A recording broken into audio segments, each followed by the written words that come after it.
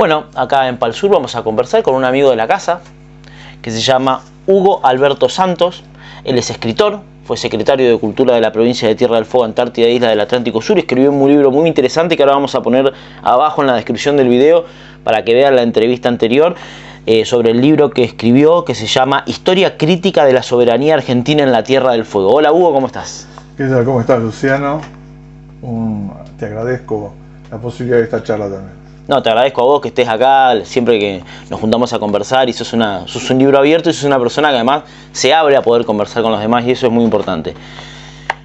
Nos trae un tema de mucha importancia que tiene que ver también con lo que vos escribiste, con la cultura. Este libro que vuelvo a repetir, vayan a ver abajo la entrevista, que habla de la CERRE, habla de la Fundación de Ushuaia, habla de la deconstrucción de un relato totalmente antinacional sobre la Fundación de Ushuaia, un libro muy muy interesante.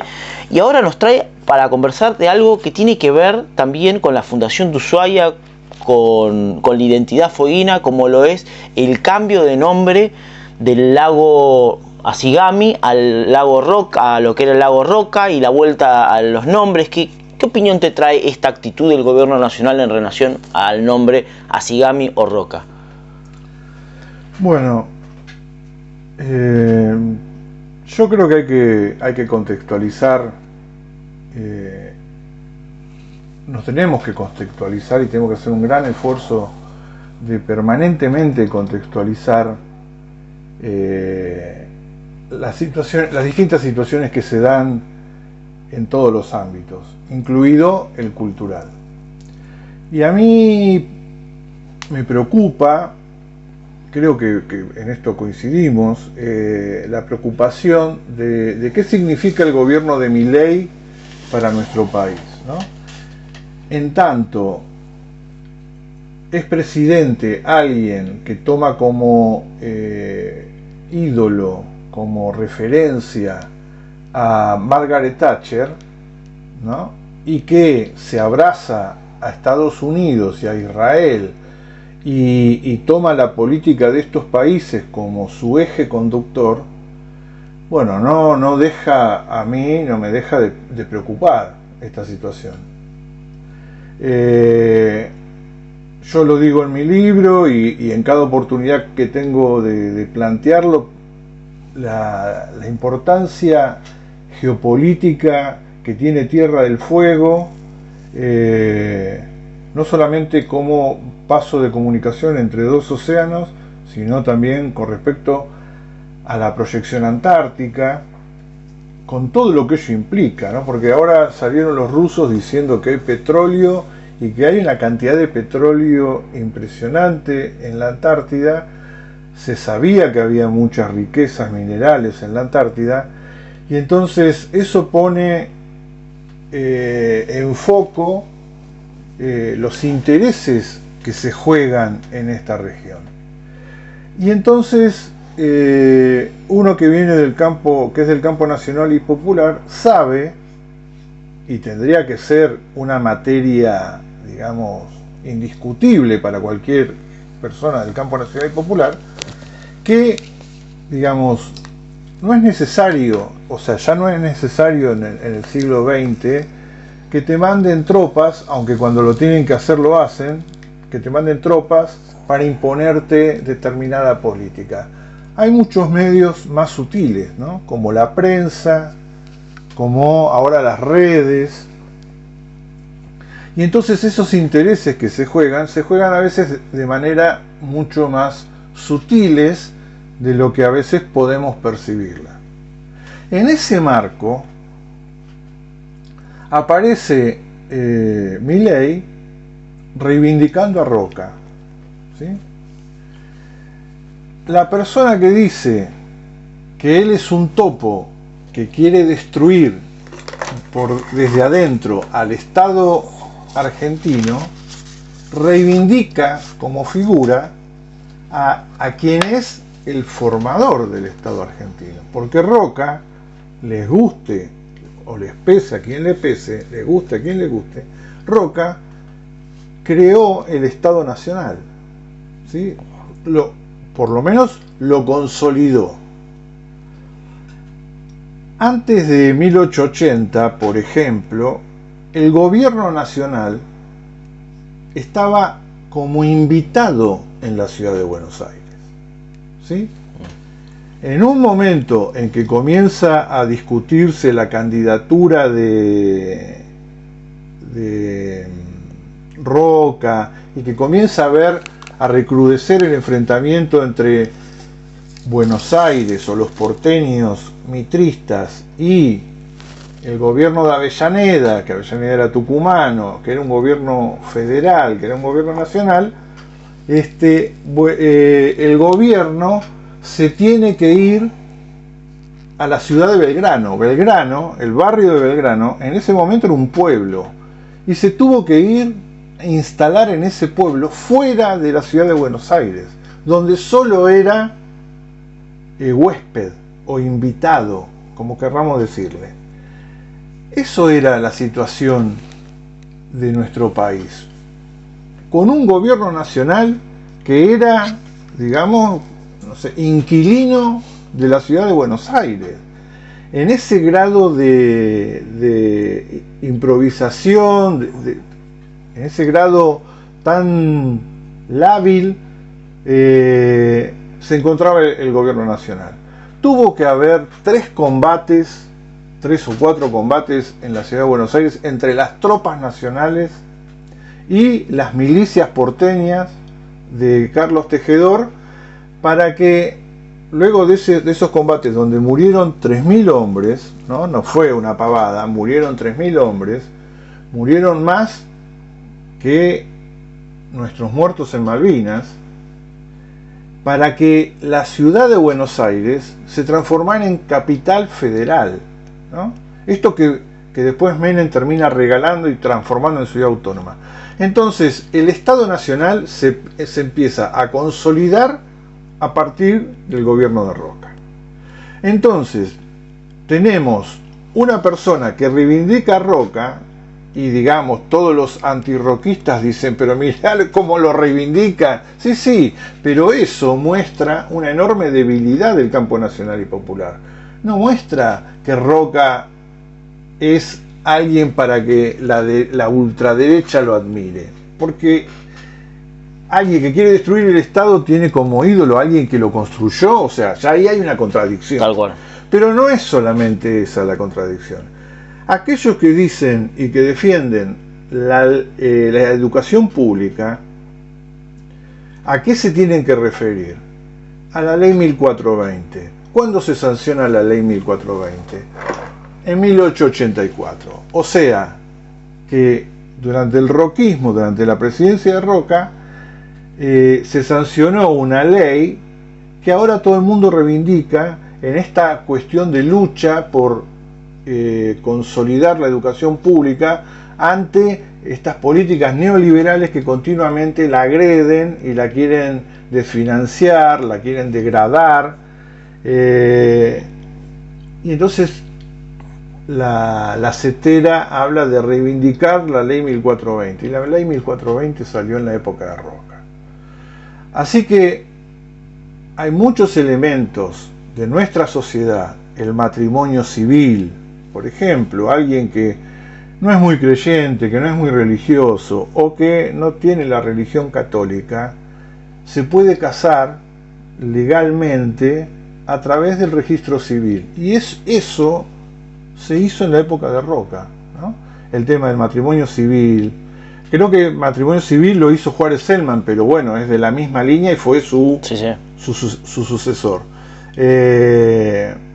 Los cementerios, el hecho de que uno lo puedan enterrar en un cementerio independientemente de la religión que tenga, aunque existen, ¿no? El cementerio judío, cementerio británico, digamos, igual las comunidades religiosas han construido su propio cementerio, pero uno no tiene que ser necesariamente católico para ser enterrado en la Chacarita o en el cementerio de acá. O sea, durante el gobierno de Roca se hicieron muchas cuestiones progresistas para lo que era la realidad de nuestro país, la unificación de la moneda,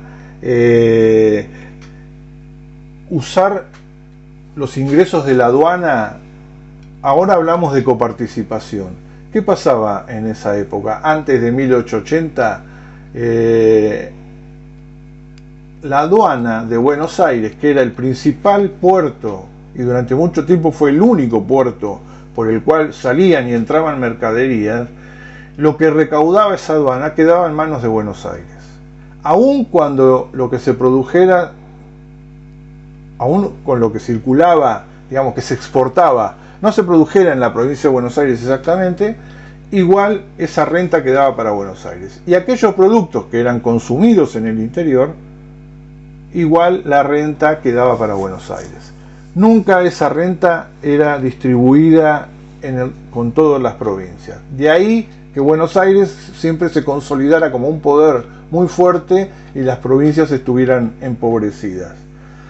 Lo que hizo Roca fue nacionalizar los ingresos de la aduana. Cuando nosotros hablamos de la famosa coparticipación, Claro. de alguna manera la coparticipación empezó ahí, cuando los ingresos que tenía la aduana, ya que era un país básicamente agroexportador y que comprábamos todo lo que no producíamos, lo terminábamos comprando del exterior, entonces ese comercio internacional era muy importante y lo que se recaudaba era una cantidad importante con respecto a los ingresos que tenía el Estado Nacional, se empezó a repartir en las provincias.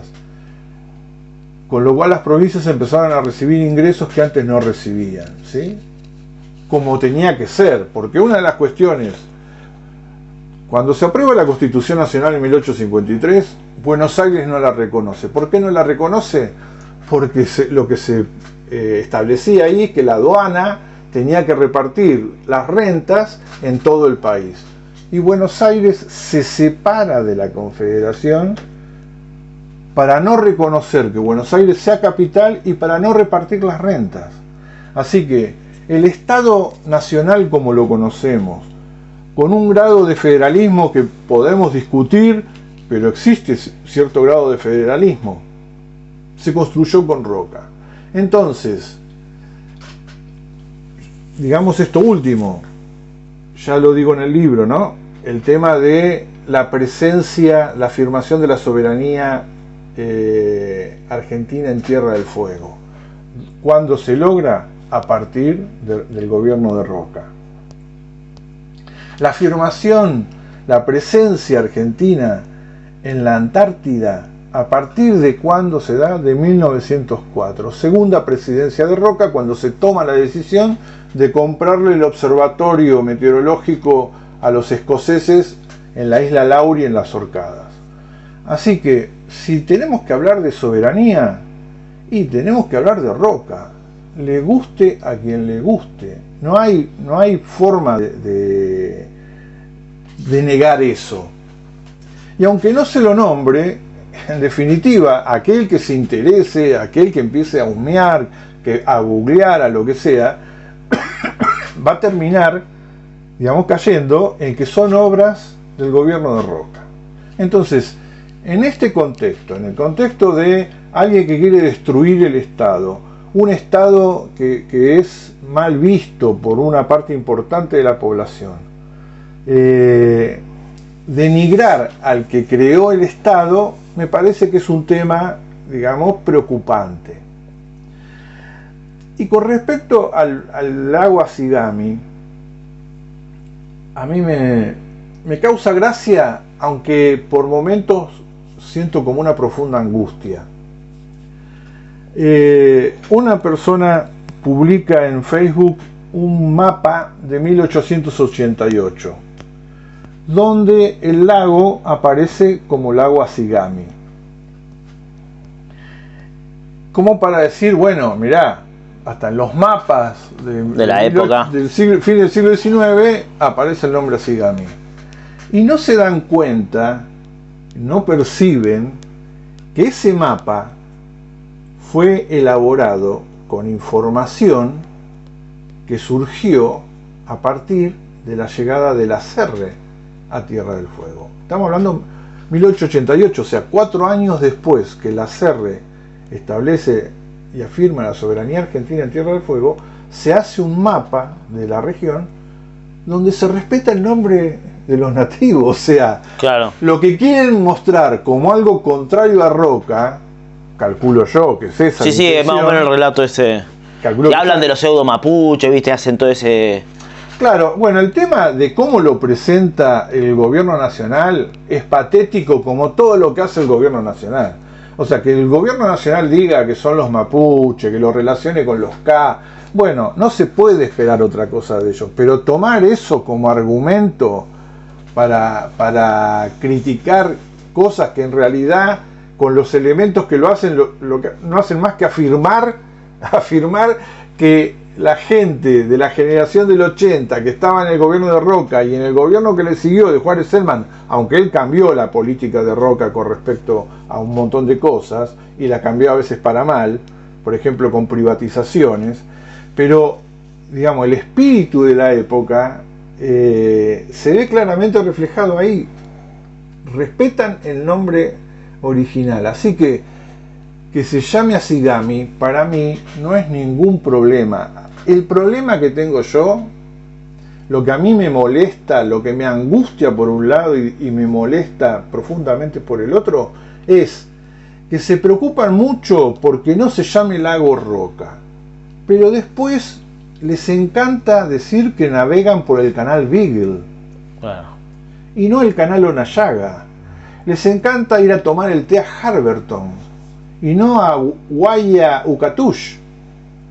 Entonces, yo no puedo dejar de ver cipallismo en eso, donde Roca es defenestrable, pero los británicos son tipos semidios. O sea, en el fondo terminan convergiendo con Milei, en esta admiración por lo extranjero, en esta admiración por lo que no es argentino, porque creo que eso es lo que termina pasando. Terminan confluyendo con Milei, que él de otra manera, pero toma la política internacional de determinados países como propia, y entonces tiene actitudes aberrantes que van en contra incluso del desarrollo económico de nuestro país, como por ejemplo enfrentarse a China, enfrentarse a Brasil, Meterse en la guerra con Ucrania. O sea, terminan de alguna manera coincidiendo, aunque no lo crean, terminan coincidiendo en esta visión de que lo extranjero es mejor y lo propio es un desastre. Eso se ve incluso en los libros de Canclini, donde los anglicanos son, digamos, la fuente de la civilización, y cuando vienen los argentinos lo único que hicieron fueron cagadas, digamos, ¿no? Entonces esa visión me molesta y combato, ¿no? Por eso las cosas que he publicado en Facebook, y la gente creo que no logra entender el trasfondo de esto, porque los ingleses, los británicos, que están usurpándonos Malvinas, las Georgias y las Sandwich, reclaman como propia la Antártida Argentina, y lo hacen en base a Malvinas, las Georgias y las Sandwich. Entonces, los intereses británicos obviamente que operan a favor de que se combata todo lo que significa la construcción del Estado Nacional, con todas las imperfecciones que pueda haber tenido, porque yo no estoy muy de acuerdo con ciertas acciones que se realizaron con respecto a los nativos, ¿no? Ahora, tampoco como historiador puedo negar de que había un determinado espíritu intelectual en el siglo XIX, Claro. por el cual para los pueblos originarios había solamente dos posibilidades: o la posibilidad del sometimiento y la desaparición, o la posibilidad de civilizarse, lo cual significaba romper. Claro, un sometimiento también, pero con integración. Claro, pero una integración destruyendo su cultura, Sí. ¿no es cierto? O sea, occidentalizándolos, Claro. ¿no? Aculturizándolos. Bueno, esos eran los dos caminos. Uno parecía mucho más humano, pero en el fondo no iba en contra también de lo que ahora se sostiene, que es el respeto a la cultura, el respeto a las tradiciones de los pueblos originarios, y sí, pero eran las dos alternativas que se barajaban. Una de integrar, que hasta considero que tiene una cierta lógica, integrarse al país como argentinos, ¿no? Claro. Así como se integraron los que vinieron de los barcos, ¿no es cierto? O sea, buscar la integración con quienes, con los criollos también, ¿no? Porque me parece que cuando se habla de los pueblos originarios, muchas veces se olvida de que hay 500 años de mestizaje. Contrariamente a lo que pasó en América del Norte, donde los ingleses no se juntaban con los nativos, en América del Sur, en la América española, se produjo un profundo mestizaje del blanco, el español, con el indio, ¿sí? Y entonces hay 500 años de criollos que tampoco se pueden borrar del mapa. Entonces me parece que tiene que haber una discusión profunda, sin fanatismos, donde también entren en juego los blancos españoles, los criollos, los mestizos, los negros. Argentina tiene el virreinato tenía una cantidad de negros muy importante. Muchos desaparecieron porque a cambio de la libertad fueron a integrar los ejércitos libertadores y muchos murieron. En la guerra del Paraguay también los mandaban al frente. Y hay que destacar que nosotros fuimos uno de los primeros que le otorgamos la libertad de vientres. Además, bueno, pero antes de la libertad de vientres de la Asamblea del año 13, Castelli, miembro de la primera junta, cuando es enviado al Alto Perú a plantear el tema del triunfo de la Revolución de Mayo, de imponer los principios de la soberanía popular en el Alto Perú, una de las primeras cosas que hace es terminar con la mita y el yanaconazgo, terminar Terrible. Con los instrumentos que tenían los encomenderos españoles para someter a los pueblos originarios del Alto Perú. Es una de las primeras cosas que se hacen. Por eso para mí la historia no es blanco-negro. Hay que profundizar, hay que estudiar, hay que ver un montón de cuestiones. Incluso había leído yo de que estaba la mita, la encomienda y el yaconazgo. La mita y el yaconazgo eran propios de América. Las formas en que los pueblos originarios americanos capturaban lo que hicieron los españoles es meterle la encomienda. Y sacaron la mita y el yaconazgo porque era mucho más duro. La encomienda era un poquito más tenue, los integraba un poquitito más. Según algo así la había leído yo, capaz que no.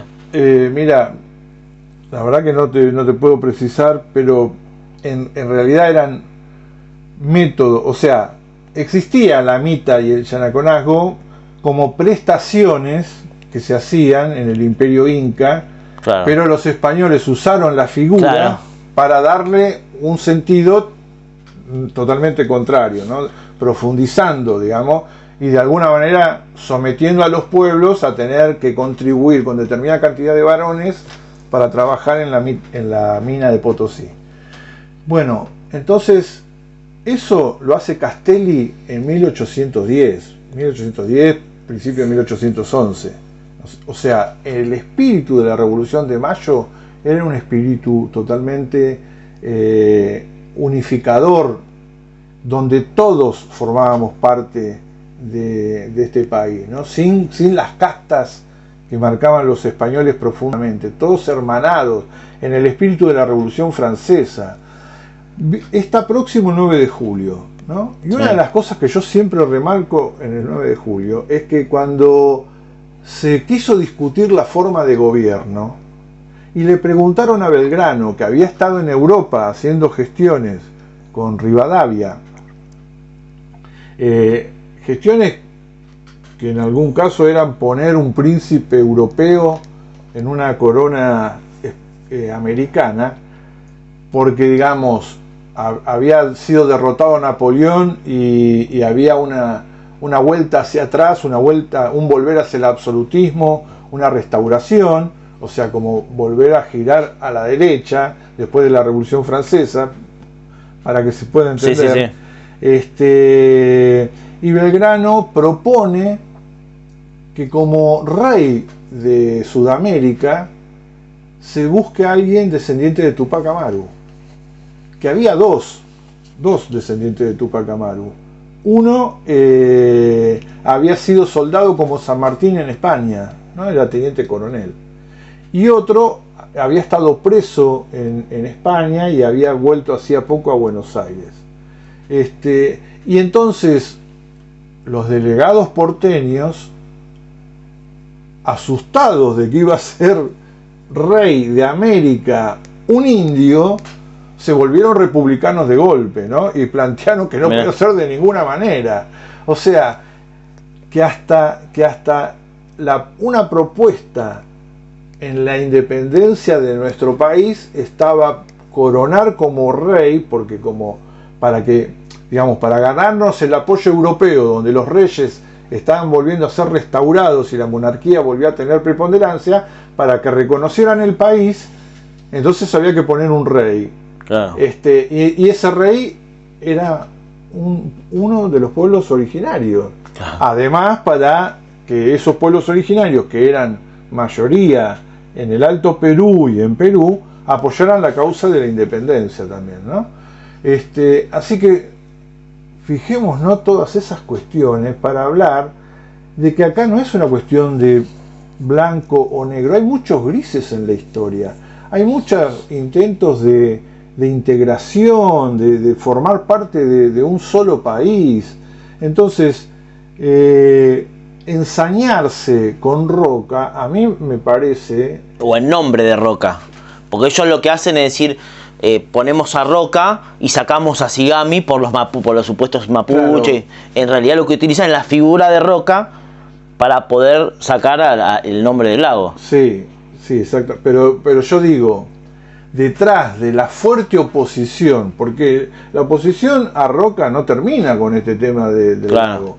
Han querido sacar nombres de calles, han sacado monumentos en Bariloche, en Bariloche, o sea, esto es algo mucho más amplio. Sí. Y a mí me parece que, digamos, hay que profundizar mucho, incluso en qué significó la campaña al desierto, como para poder contextualizar.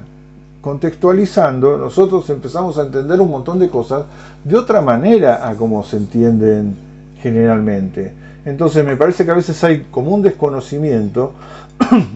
Y volviendo a este tema, digamos, el tema del nombre, ya te digo, si el mundo del rockismo le puso a Sigami en un mapa, o sea, no hay mucho que discutir. Claro, tal cual. No hay mucho que discutir. Hay otros que habrán dicho, bueno, le ponemos Roca porque por Roca esta parte de la isla grande de Tierra del Fuego es Argentina, por esa iniciativa de su gobierno, porque encima, digamos, las subprefecturas fueron planteadas en una sesión del Congreso por un diputado de San Luis, yeah. Cristóbal Pereira.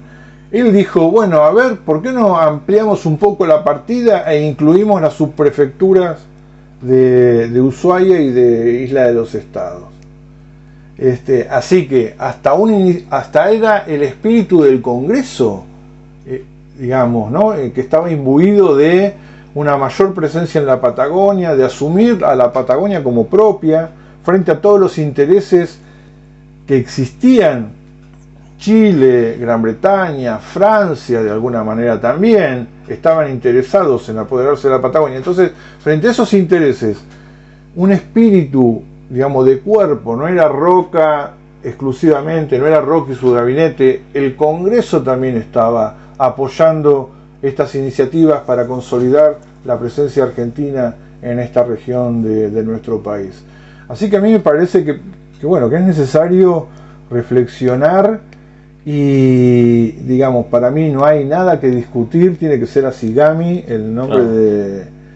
Hay algunas propuestas de que tenga los dos nombres, ¿sí? Asigami y Roca. Sería como un punto, digamos, de síntesis de dos posturas, los que consideran que tiene que llamarse Roca por la importancia de la acción soberana de Roca sobre esta región, y los que consideran que tiene que tener el nombre indígena. Digamos, esa sería una síntesis, pero digamos, que se llame Osigami no cambiaría nada el espíritu de lo que significó traer definitivamente la soberanía argentina a la Tierra del Fuego, y de ahí, digamos, poder proyectarnos a la Antártida. Somos el puerto más cercano a la Antártida. Creo que durante fines del siglo XIX Ushuaia tuvo una importancia estratégica como lugar de aprovisionamiento para luego emprender el viaje final a la Antártida. De hecho, existía una carbonera en Bahía La Pataya que proveyó de carbón a expediciones antárticas como la belga. O sea, me parece que esas cosas, digamos, tienen que tener la impronta que merecen haberse realizado en un determinado momento por una determinada idea de país que no era la idea que existía anteriormente. Para mí, por ejemplo, yo te hablaba de los españoles, los negros, los indios, los mestizos, ¿no? Bueno, Sarmiento, como el primer Alberdi, porque Alberdi tuvo etapas. Todos se aferran a esa primera etapa tan liberal, exageradamente liberal de Alberdi, pero Alberdi fue cambiando con el tiempo. Tal es así que Mitre, que supuestamente es otro liberal, no le reconoció los sueldos que le debía la Confederación como diplomático en Europa. Y digamos, le quitó el cargo. Así que entre Mitre y Alberdi, a pesar de que supuestamente para muchos son dos liberales, no se llevaban bien. Alberdi se opuso a la guerra del Paraguay, por ejemplo, provocada en parte por Mitre, en alianza con los brasileños para destruir Paraguay. Entonces, ese primer Alberdi y Sarmiento denigraban al español, denigraban al criollo, denigraban al mulato y le denigraban al indio, y decían de que para que este país avanzara tenían que venir gente de Europa, preferentemente anglosajones, por su espíritu de trabajo. De hecho, algo de eso quedó en la Constitución, en el artículo 25. Exacto. Fomentar la inmigración europea. Exactamente. Entonces, y por otro lado, Sarmiento, en el Facundo, una de las primeras cosas que dice es: el mal que aqueja a la Argentina es la extensión. Ellos tenían en su mente Francia, Gran Bretaña, ¿no? Francia, que entra prácticamente en la provincia de Buenos Aires, creo, en tamaño. Países chicos. Entonces se fueron desprendiendo, ¿no? Se sacaron de encima el Alto Perú, se sacaron de encima Paraguay, se sacaron de encima Uruguay, y todavía les quedaba muy grande la Argentina. Encima, digamos, acaparar la Patagonia ya para Sarmiento era un exceso, ¿no es cierto? Por eso, y él planteaba que la Patagonia era chilena, ¿no? Él escribía. ¿Vos creés que en el exilio escribía que los chilenos se tenían que apropiar de la Patagonia? ¿Vos creés que este gobierno nacional, haciendo esta situación, de alguna manera busca atomizar a Argentina? Es decir, que las provincias sabemos que tienen un régimen federal, las provincias llegan a la nación, que es el centro. ¿Vos creés que la nación lo que busca hacer, lo que Milei dice que quiere hacer, destruir el Estado, lo que quiere hacer es destruir el Estado nacional y generar algunas repúblicas, como que las provincias queden como repúblicas, por decirlo de alguna manera? Mira, no sé si tan así, pero de alguna manera, por ejemplo, esta unidad de los gobernadores patagónicos fue muy bien vista, porque yo he escuchado, no sé si lo has escuchado vos, pero yo he escuchado muchas veces que la Patagonia, como tiene petróleo y tiene gas, estaría muy bien independizándose, ¿sí?, del resto del país. Y esta liga de gobernadores, para mucha gente, estuvo con el logo de la DAIA. Con el logo de la DAIA, ahora además, lo vamos a poner. Además, está muy bien, digamos, si se separara del resto del país, ¿no? Entonces, me parece que, digamos, que también forma parte, creo, de todos esos intereses, de todas esas, sí, básicamente intereses, de generar discordias internas, ¿sí? Si no alcanza la discordia con el tema de los pueblos originarios, y entonces generar el enfrentamiento de pueblos originarios contra el resto, entonces ir a la pelea de, por ejemplo, Mendoza querer declararse independiente. Cornejo. Claro, estas cuestiones que empiezan a surgir. Incluyó a Córdoba también en él. Él dijo que estaría bueno que Córdoba, lo dijo en la revista Perfil, yo no sé cómo no lo denunciaron penalmente. Bueno, en su momento Cornejo dijo a la revista Perfil, siendo senador de la Nación, un acto de secesión es su traición a la patria, es sedición. Claro. Dijo de que él quería que Mendoza estaba haciendo la gestión necesaria para que Mendoza y Córdoba se hagan un país aparte para dárselo a los privados, una locura.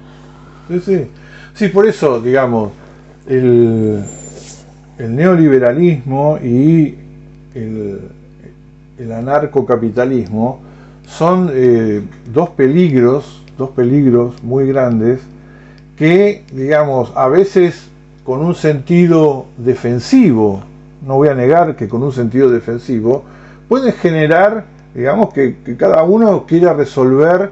Está pasando ahora con los senadores que para votar leyes quieren conseguir cosas para su provincia, que son cuestiones a veces bastante cortoplacistas, negando la visión de conjunto del país, ¿no? Claro. Negando que aprobar eso va a reventar a todo el país para llevar una obra a tu provincia, digamos, ¿no? Se jode todo el resto, todo el país, incluso tu provincia, a pesar de la obra que le llevaste. O sea, me parece que hay una visión tan corta de lo que es el federalismo también, ¿no? Claro. De lo que es el federalismo. Porque convengamos que el federalismo, yo lo digo en el libro, y me parece que no es una idea mía, la tomé de otro autor, pero me parece una genialidad, que el federalismo se le impuso a Buenos Aires. Porque Buenos Aires, digamos, en un momento, amagó con constituir la República del Plata, separarse del resto del país, ¿no? Separarse de lo que los porteños en ese momento decían, la dirigencia política básicamente, no a todos los porteños, pero la dirigencia política hablaba de los 13 ranchos para referirse a las provincias. Hace no mucho tiempo en el gobierno de Macri hubo una actitud despectiva de un economista, ahora no me va a salir el nombre, pero que dijo algo así como que había que cuidarse en lo que se votaba y cómo a ver si algún santiagueño terminaba como presidente de la República. Creo que Prat Gay decía, un santiagueño termina como presidente de la República, como si fuera tremendo, ¿no? Que sea alguien del interior el presidente. Bueno, Roca era alguien del interior, era tucumano, ¿no? Y creo que les molestaba que hubiera presidente. Menem, Kirchner. Bueno, Menem era alguien del interior, digamos, que transó, digamos, con la ideología liberal. Sí. Así que, digamos, no se lo puede, digamos, vendió la imagen de Facundo Quiroga, ¿no? Con las patillas, y después hizo una política bastante porteñocéntrica y bastante liberal que terminó perjudicando al país. Y con respecto a eso siempre es una discusión que he tenido con gente que yo no formo parte de ningún partido político, nada por el estilo, pero una de las cosas que algunos peronistas defienden de la gestión Menem, dice, bueno, recién se había caído el muro de Berlín, ¿qué otra alternativa quedaba que no negociar en esos términos un vuelco hacia el liberalismo o el neoliberalismo? Era difícil, ¿no te parece? Sí, digamos, hablando de los climas de época, ¿no? Sí, era un momento complicado, pero a mí me parece que hay algo que se olvida bastante, que de alguna manera el gobierno de Néstor y Cristina reivindicaron y llevaron a la práctica de una manera muy, muy interesante y muy loable, el tema de la unidad latinoamericana, ¿no? Porque obviamente un país solo, Argentina solo, enfrentar a un Estados Unidos o a un mundo occidental triunfante en su lucha contra la Unión Soviética y el bloque soviético, indudablemente que iba a ser bastante complicado. Ahora, una América Latina unida ya es otra cosa. Entonces, obviamente, solos, y sí, se podría justificar, o se podría, no sé si justificar, pero se podría entender, sí, se podría entender que ante esa situación, ante la desaparición del bloque soviético, lo que implicaba, perdón, No estoy aguantándome la tos. Sí, no pasa nada. Lo que implicaba, digamos, la tercera posición del peronismo, ¿no es cierto? La conocida ni yanqui ni marxistas, ¿no? Peronistas, la participación en el movimiento de no alineados, que era tan importante, bueno, todo eso, digamos, todo ese tejido internacional se destruye a partir de que desaparece la Unión Soviética y el bloque soviético, ¿no? Entonces, era una perspectiva distinta, pero creo que buscando una solución en América Latina hubiera sido mucho más posible, digamos, sostenerse de una manera independiente, pero bueno, obviamente eso no solamente le correspondía a Menem, digamos, ¿no? También le correspondía a los demás países latinoamericanos, ¿no es cierto? Plantearse en esa posición, digamos, sostener esa política independiente. Así que, digamos, yo no lo justifico. No es justificable. Sí, porque además eso pasó en toda, digamos, por ejemplo... Como las dictaduras. Paz Estensoro, claro, Paz Estensoro, creador del movimiento nacionalista revolucionario en Bolivia, que realizó la revolución en 1852, donde expropió minas, hizo reforma agraria. Su gobierno, en los 80, después de la desaparición de la Unión Soviética, y fue muy parecido a lo que hizo Menem. O sea, eso se vio, el fenómeno de Menem se vio en otros países de América Latina, que en lugar de dar la pelea para sostener la independencia, sostenerse independientemente y soberanamente, digamos, terminaron aceptando los dictámenes de Estados Unidos, ¿no? Y la política yanqui. Así que bueno, son contextos. El contexto internacional actual es distinto, va para un lado totalmente distinto del presidente que tenemos. Es impresionante, ¿no es cierto? Claro, porque es verdad, en su momento a Menem se le podía de alguna manera permitir decir, bueno, terminó la guerra la Guerra Fría, el enfrentamiento, perdió, se cayó el muro de Berlín y bueno, Menem se decidió, pero en este caso, donde Estados Unidos y Occidente vienen en pleno retroceso, incluso a nivel económico, esta persona viene a hacer menemismo, pero 10.0.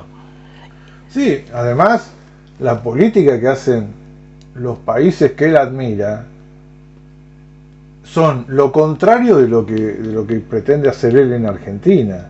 Digamos, él quiere destruir el Estado, y el Estado en Estados Unidos es muy fuerte, por más que haya privados, ¿no? Pero los privados viven del Estado. Sí. Los privados, la industria armamentista, ¿de qué vive? De que el ejército yanqui ande floreándose por el resto del mundo, digamos. O sea, la industria armamentista es una parte muy importante. O el proteccionismo, hablemos del proteccionismo. El proteccionismo, andá a querer vender algún producto industrial en Estados Unidos. ¿Te acordás lo que pasó con los limones en la época de Macri? Bueno, no nos dejaban entrar ni limones. Ni siquiera limones, ¿viste? O sea, mirá vos hasta dónde son proteccionistas, hasta dónde tratan de proteger su país y su agricultura, porque también su agricultura depende del apoyo del Estado, porque Argentina tiene una tierra muy fértil y digamos, lo que le cuesta producir a Argentina, el trigo, el maíz, capaz que ahora no es tan así, pero digamos, cuando se produce el boom agrario en nuestro país a principios del siglo XX, digamos, el costo de producir en la pampa húmeda una tonelada de trigo, una tonelada de maíz o de girasol o de lo que fuere, era mucho más barata que lo que le costaba a Canadá, que lo que le costaba a Estados Unidos. Y entonces fíjate vos cómo funciona el mercado mundial. Porque entonces el precio del trigo, el precio del maíz o el precio de los cereales, no se hace, como diría Milei, en base al que menos le cuesta, sino que se hace un promedio y se trata de que el precio de esos cereales sea un poco más alto que lo que le cuesta a Canadá o lo que le cuesta a Estados Unidos. Por eso nuestro país fue tan rico en esa época, porque al tener un menor costo y venderse y el precio internacional ser un poco mayor de lo que le costaba a los otros países productores, la ganancia de Argentina era la renta diferencial, se llama eso, renta diferencial.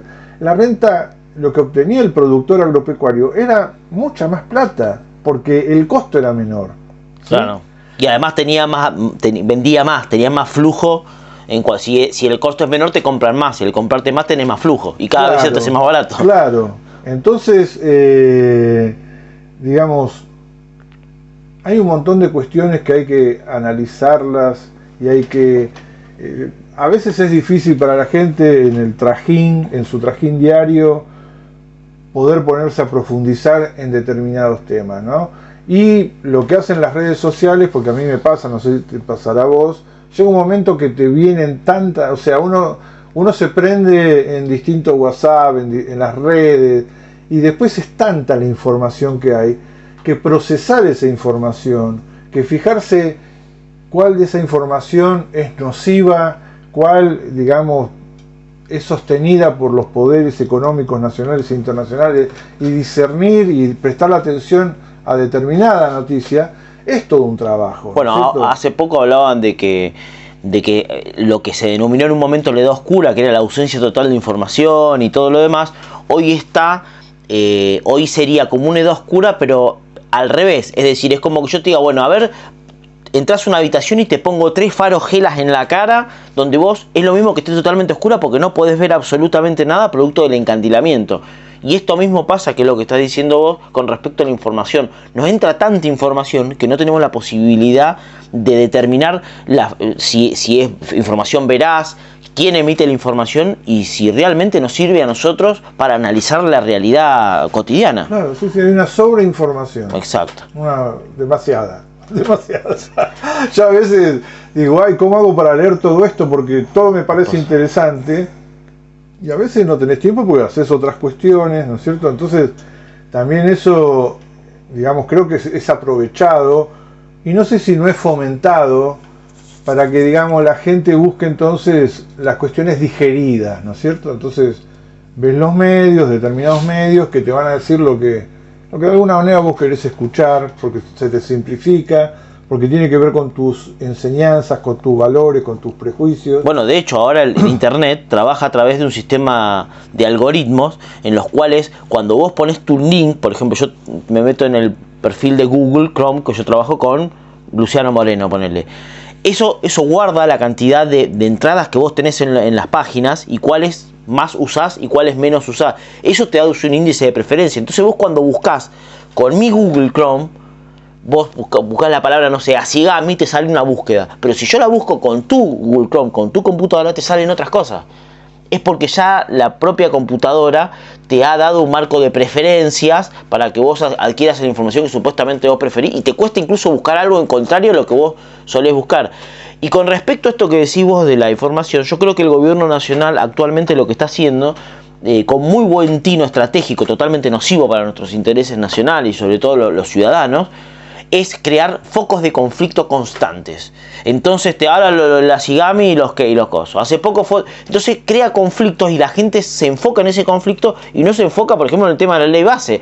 Nosotros nos metió con el tema de la ley base, que estuvo en el Cámara de Diputados, que fue a senadores, que ahora va de vuelta a diputados, pero el DNU sigue caminando. En el DNU se tiene que tratar todavía en diputados. Sigue, se trató en senadores y ahora se tiene que tratar en diputados. Pero todo lo que se haga con el DNU, si no es, porque una cosa es derogarlo y otra cosa es anularlo. Si ponerle que lo anulen, si lo anulan al DNU, lo que va a suceder es que todo lo que se hizo es que de firma. Ahora, si vos lo derogás es otra cosa. Entonces habría que ver si lo derogan o lo anulan, porque si no todo lo que se está haciendo, si lo tratan, todo lo que se hizo, que todavía no sabemos todo lo que se está haciendo, con respecto a la compra de tierras fiscales, con respecto a un montón de cosas, todo eso le da derechos adquiridos. Entonces vos retrotraer eso, son años, lo que se hizo ahora en estos 6 meses con ese DNU, que no lo sabemos, retrotraer todo lo que se hizo, si es negativo lo que se hizo, va a tardar muchos años y mucha plata. Es un conflicto grave ese. Es grave y además tomemos lo que pasó con el gobierno de Alberto Fernández.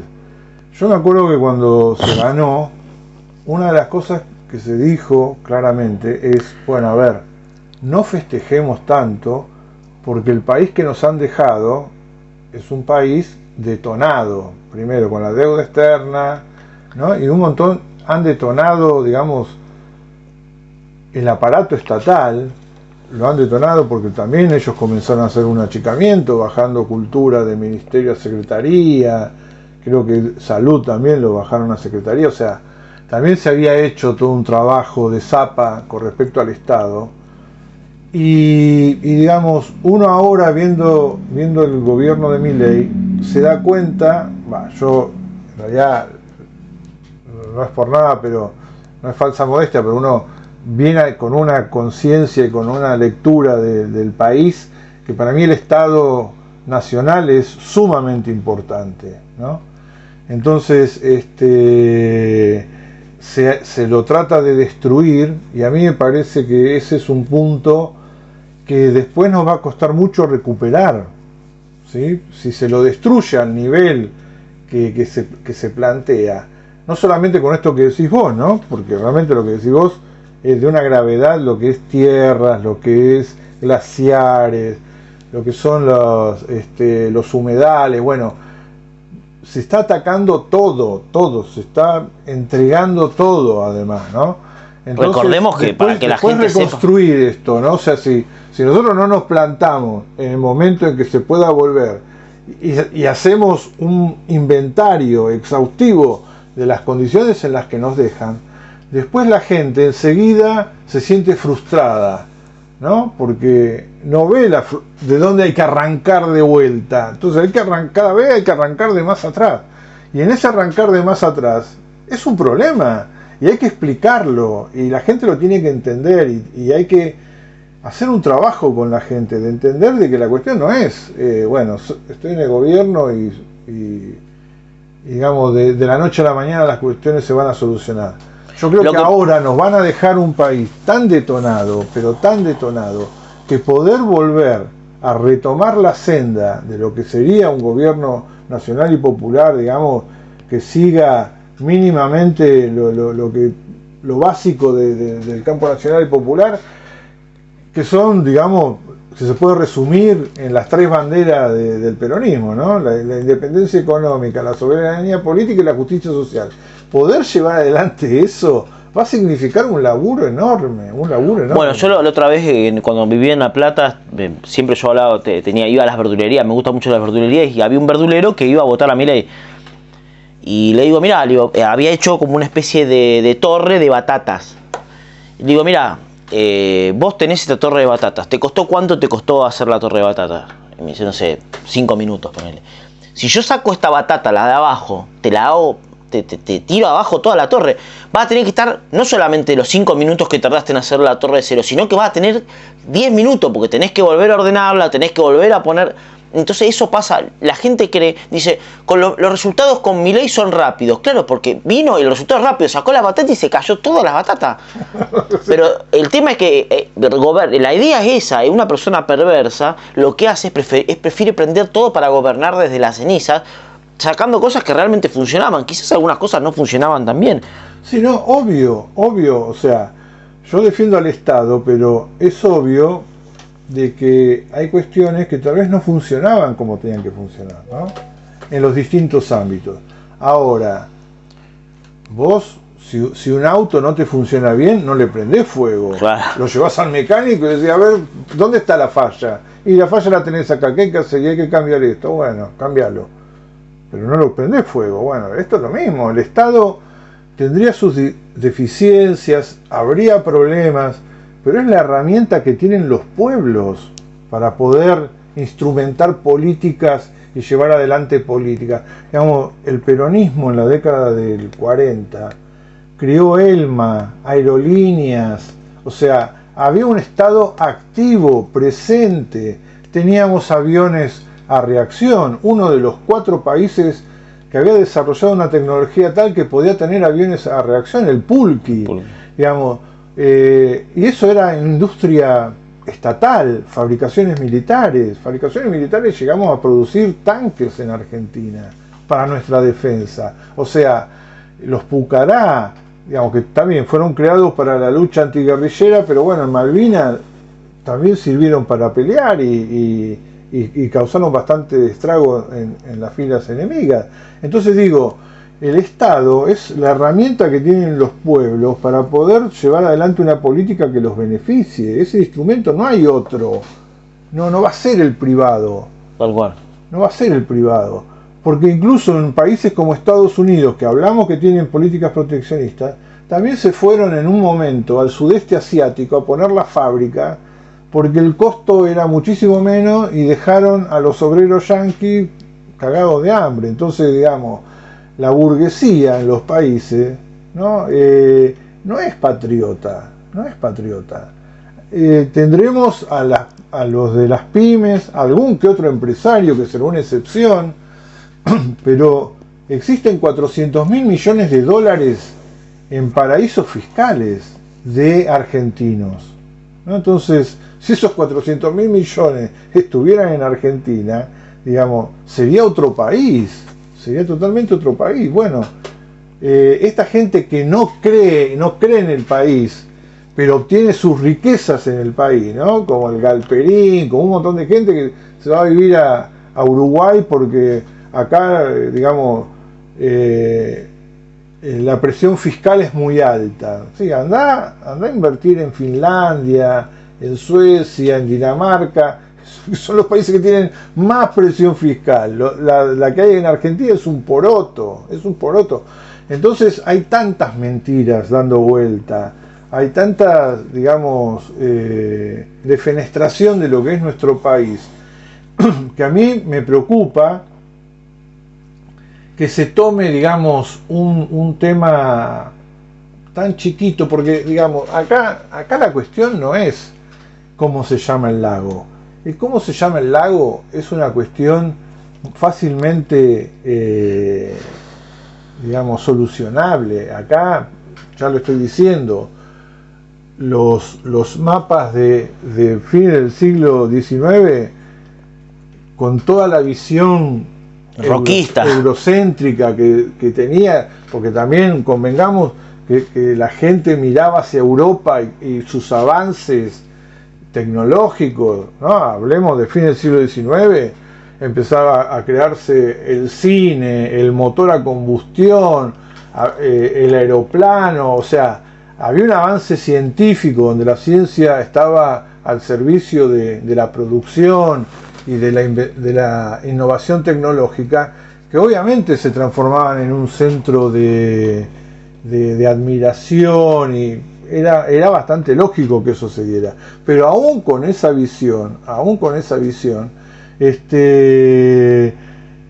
digamos, la CERRE elaboró un reglamento por el cual la gente de la subprefectura y cualquier hombre blanco que llegara a Tierra del Fuego, a través del Estado Nacional, se tenía que regir con respecto a los nativos, donde ahí se habla de respeto, de que cualquier actividad que hagan los nativos tiene que ser remunerada. O sea, hay una actitud de respeto. Y en el mapa se pone el nombre que le daba el pueblo originario. Entonces, no hay mucho que discutir. El tema a mí es que la indignación por determinados nombres y la aceptación de determinados otros nombres, que fueron impuestos por países que en realidad lo que han querido siempre es que Tierra del Fuego fuera parte de su imperio. Esto es, ¿no? Esto es lo que a mí me molesta. Que sigamos tomando como algo positivo, algo que implicaba en su momento, como yo lo señalo en el libro, el deseo de hacer una Patagonia británica. Y si no era británica, por lo menos una especie de protectorado manejado por los nativos, pero obviamente al servicio de los británicos, ¿no es cierto? Bueno, está la Mapuche Nations, que está en Bristol. Bueno. Pero también, por ejemplo, algo de lo que no se habla mucho, la inmigración galesa en Chubut. Claro. ¿No? Entonces, esos galeses, en un momento en que sentían que las cosas no estaban andando bien... Hubo comercio en un momento entre las Malvinas y parte de la Patagonia con el tema ovino. Claro, pero digamos, eso yo no lo veo mal en la medida de que, a ver, ¿cómo decirlo de una manera que pueda ser entendible? Digamos, se quería desarrollar la Patagonia, ¿sí? No había una idea de industrialización en nuestro país. En nuestro país se planteó la División Internacional del Trabajo. Nosotros teníamos que ser productores de materias primas y nuestra dirigencia y nuestra clase dominante tomó eso como beneficioso para su clase, no para el país, para su clase. Y entonces entró en ese esquema. En ese esquema, lo que había para desarrollar en la Patagonia era la ganadería, básicamente la ganadería lanar. ¿Dónde estaba desarrollada la ganadería lanar? En Malvinas y en Chile, que también habían venido de Malvinas, ¿no?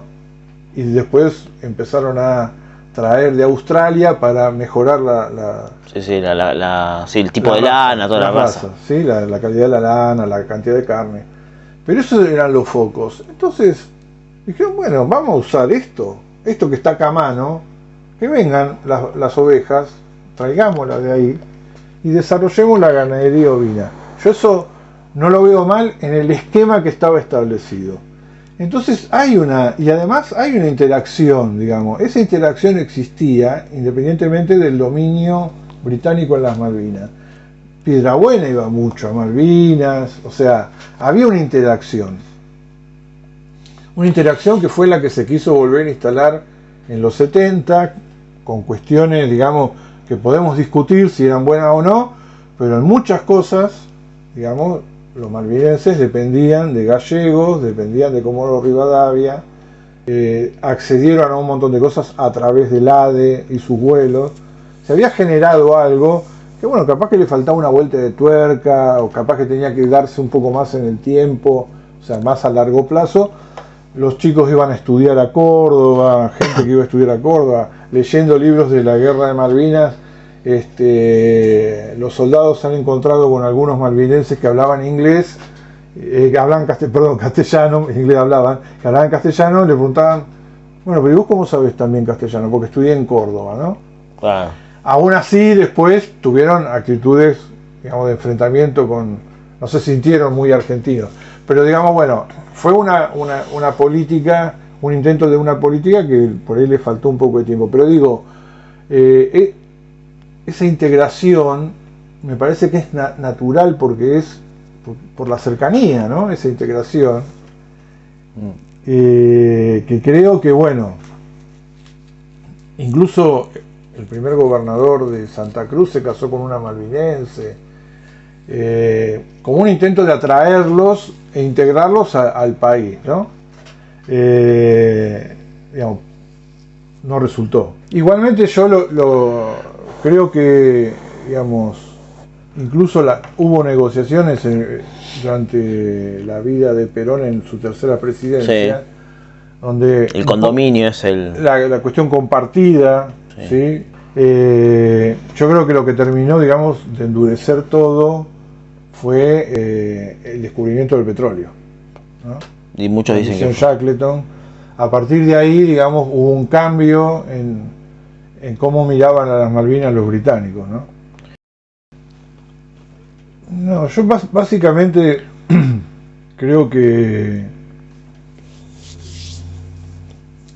un poco lo que dije al principio, ¿no? Me parece que lo que dije al principio es, digamos, lo que tiene que ser como una guía para nosotros. Saber dónde estamos parados, digamos, ¿no? Saber qué es Tierra del Fuego, saber qué es la soberanía, saber cuáles son los intereses que están en juego, saber estar atentos a las distintas formas en que se adoptan la imposición de determinados intereses, ¿no? Claro. Los distintos medios refinados que tienen los países para imponerte determinados intereses.